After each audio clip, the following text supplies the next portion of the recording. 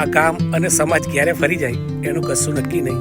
એનો તમને એક દાખલો આપો કે રાવણ જ્યારે સીતા માતાનું હરણ કરીને લઈ ગયા એટલે બધાએ પછી હનુમાનજીને શોધવા મોકલે. તો હનુમાનજી શોધતા શોધતા લંકામાં ગયા તો લંકામાં સૈનિકો દ્વારા એ પકડી ગયા. એટલે સૈનિકોએ એમને પૂંછડે ચીથરા બીથરા બાંધી અને આગ લગાડી. એટલે હનુમાનજી આખા લંકામાં કૂદાકૂદ કરી અને લંકા સળગાવી દીધી. પછી હનુમાનજી પાછા આવ્યા એટલે બધાએ પૂછ્યું કે હનુમાનજી શું થયું, શું કર્યું એમ? તો કે આખી લંકા સળગાઈને આવ્યો. એટલે સમાજ ખુશ થઈ ગયો, ગામ ખુશ થઈ ગયું કે આ જોયું આપણા ગામનો એક જુવાનીઓ કે આખી લંકા સળગાઈને આવી ગયો. હનુમાનજીનું તો સન્માન કર્યું, સ્વાગત કર્યું, ફુલાર વિધિ કરી.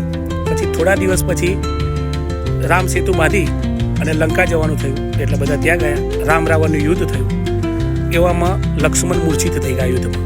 એટલે પછી સુસન વૈદને બોલાયો અને સુસન વૈદે એવું કહ્યું કે લક્ષ્મણજી મૂર્છિત છે તો એમના માટે એક જડીબુટ્ટી લાવવી પડશે.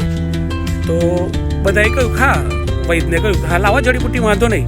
તો કે એ જડીબુટ્ટી અહીંયા નથી, એને લેવા માટે દ્રોણાચલ પર્વત પર જવું પડશે.